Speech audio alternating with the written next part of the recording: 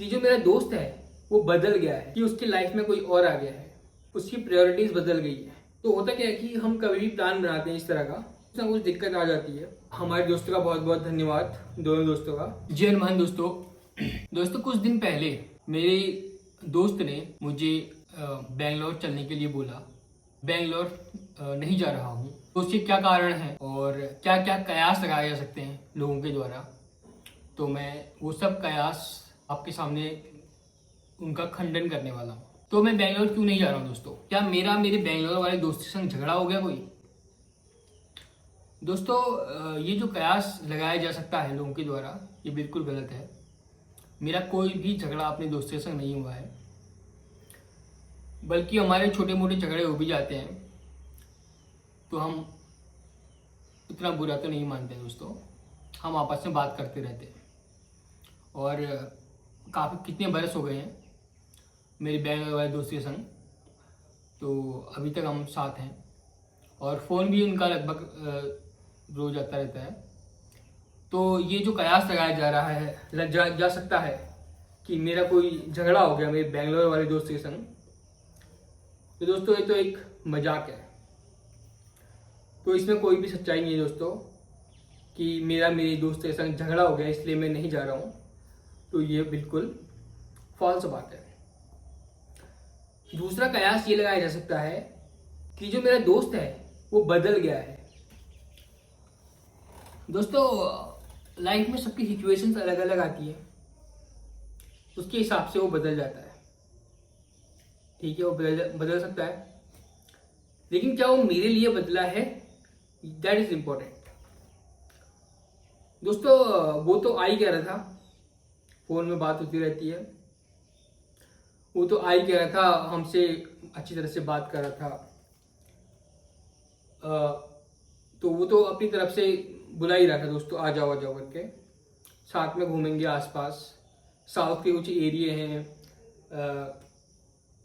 जैसे केरला वगैरह हो गया, गोवा वगैरह हो गया, और भी बहुत सारी जगह हैं, उसके पश्चिमी घाट हो गया। तो उसने बहुत सारी जगह बताए, एर्नाकुलम हो गया, तो बहुत सारे साउथ के नाम बताए उसने। एर्नाकुलम शायद से नहीं बताया उसने, मतलब साउथ के बहुत सारे नाम बताए उसने कि वहाँ जाएंगे, वहाँ घूमेंगे, मुझे भी टाइम है इस महीने, आज जा करके। तो वो बदला नहीं है दोस्तों, मतलब वैसे बदल गया हो थोड़ा बहुत, लेकिन उतना नहीं बदला है। तो अगर ये कयास लगाया जा रहा है कि जो मेरा बेंगलोर वाला दोस्त है वो बदल गया है, तो दोस्तों ये भी बिल्कुल उतना सही नहीं है।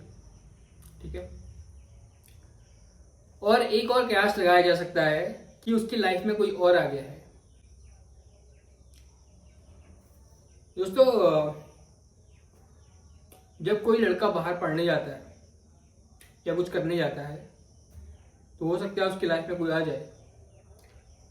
लेकिन दोस्तों ये बात भी सही है या गलत है वो तो मुझे क्या ही पता होगी, लेकिन इसका मेरे आने जाने से कोई रिलेशन नहीं है। ठीक है, उसकी लाइफ में कोई आए जाए, रहे ना रहे, है या नहीं है, उसके बारे में मुझे ज़्यादा जानकारी नहीं है। लेकिन ये कोई रीज़न नहीं है कि मेरे वहाँ ना जाने का। ठीक है, तो इस वजह से भी कोई ये जो कयास है कि उसकी जीवन में कोई आ गया है तो तुम्हें भूल गया है ना, या हमसे नाराज हो गया है, बिल्कुल नहीं, ऐसा बिल्कुल नहीं हुआ है। तो ये कयास भी बिल्कुल फॉल्स है, प्रोपेगेंडा है। और एक कयास लगाया जा सकता है कि उसकी प्रायोरिटीज बदल गई है, उसकी प्रायोरिटीज बदल गई है। दोस्तों प्रायोरिटीज कैसे बदल सकती हैं दोस्तों? हम तो मतलब लगातार कई महीनों से बातें करते आ रहे हैं, तो ऐसा भी कुछ नहीं है। ठीक है, तो ये भी बिल्कुल सही बात नहीं है। तो मेरे ना जाने का मेन कारण यह है कि अभी हमारे घर परिवार वाले सब बिजी हैं और बिजी हैं तो इधर उधर जा रहे होंगे कहीं, तो घर में भी चाहिए कोई। तो घर की रखवाली के लिए मुझे नियुक्त किया गया है, तो मैं घर ही में रहूँगा। तो ये रीज़न है कि घर वाले व्यस्त हैं इस बार, तो घर में मुझे रहना है, इसीलिए मैं नहीं जा रहा हूँ। तो ये सब बवंडर कि आपका झगड़ा हो गया है या वो बदल गया है या उसकी लाइफ में कोई और आ गया है या उसकी लाइफ की प्रायोरिटीज़ बदल गई हैं, तो ये दोस्तों बिल्कुल फर्जी बातें हैं, इनका सच से कोई भी संबंध नहीं है।